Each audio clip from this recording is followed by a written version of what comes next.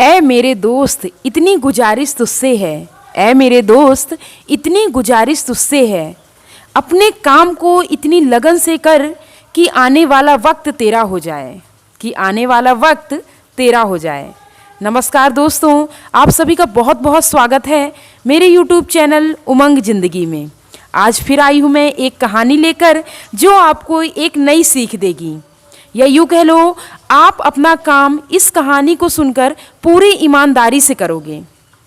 इस कहानी को सुनने के बाद आप मजबूर हो जाओगे कि आप अपने काम को पूरी लगन के साथ करो।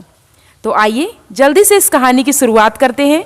दोस्तों, अगर कहानी अच्छी लगे तो एक लाइक करिएगा, चैनल को सब्सक्राइब कर लीजिएगा और दोस्तों के साथ शेयर ज़रूर करिएगा। ये कहानी है एक लड़के की जो गांव में रहता है। बहुत ही गरीब लड़का है, मानो उसके पास खाने के लिए पैसे तक नहीं होते कि उससे खरीद के वह खाना खाए या अपने घर का गुजारा करे।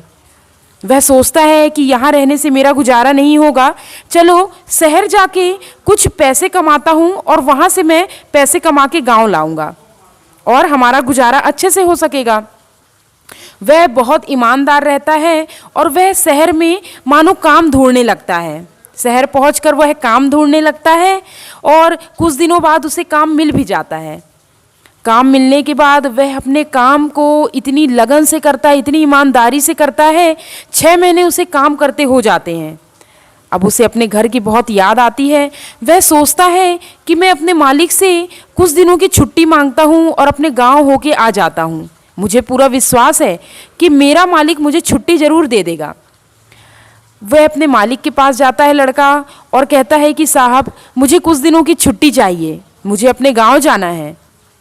साहब कहते हैं कि अभी तुम कुछ दिन और काम कर लो, उसके बाद अपने गांव चले जाना। एक काम है, उसे ख़त्म करके तुम अपने गांव जा सकते हो।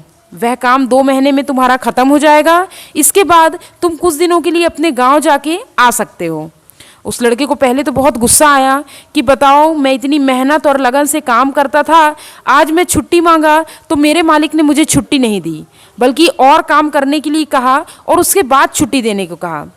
लेकिन वह सोचा कि चलो ठीक है, अब काम दे ही दिया है तो पूछ लेता हूँ कि क्या काम है।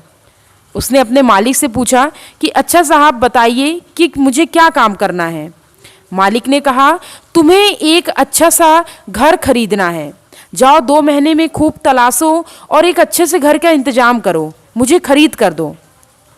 लड़का खुश हो गया कि अरे ये काम तो मैं जल्दी कर सकता हूँ, इसमें 2 महीने क्या लगने हैं, और जैसे मेरा ये काम हो जाएगा मैं अपने गाँव में छुट्टी बिताने जा सकता हूँ। लड़के ने तुरंत घर ढूंढने की तैयारी की और शहर में वह जगह जगह घर ढूंढने लगा। उसे 10 दिनों के अंदर ही एक घर अच्छा सा मिला और वह अपने मालिक के पास गया। उसने अपने मालिक से कहा कि मालिक मैंने घर खरीद लिया है, अब आप मुझे छुट्टी दे दीजिए तो मैं अपने गांव चला जाऊं। मालिक ने कहा अच्छा तुमने घर खरीद भी लिया? लड़के ने कहा जी। मालिक ने कहा ठीक है, तुम 2 दिन के लिए अपने घर जाके आ सकते हो। लड़के को फिर गुस्सा आया, उसने कहा 2 दिन तो मुझे गांव जाने में ही लगेंगे, भला मैं गांव से कैसे वापस आ सकता हूं। तब मालिक ने मुस्कुराकर कहा कि जो घर मैंने खरीदने को कहा था वह असलियत में तुम्हारे लिए ही कहा था। उस घर में तुम रहोगे और तुम्हारा परिवार रहेगा, तुम आराम से जाके अपने घर से आ सकते हो। तब लड़के ने मायूस होकर कहा कि मालिक आप अगर मुझे बता कर ये कहते कि यह घर मैं अपने लिए खरीद रहा हूँ तो मैं कुछ और समय लेता, उस घर को तलाशने के लिए और अच्छा घर खरीदता।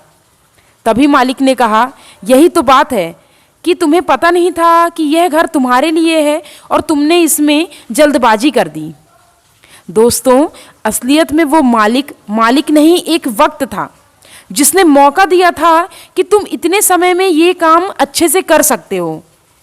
लेकिन हम जल्दबाजी में उस काम को इतना जल्दी करते हैं कि वह बहुत अच्छा ना होते हुए बिगड़ जाता है।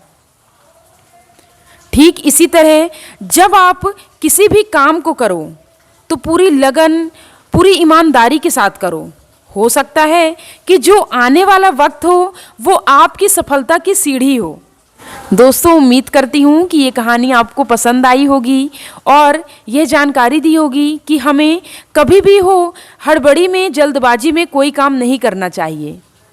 ईमानदारी के साथ, पूरे समय के साथ सोच समझकर किसी भी काम को पूरा करना चाहिए, ताकि अगर उससे कोई लाभ मिलता है तो वो हमारे लिए अच्छा ही होगा।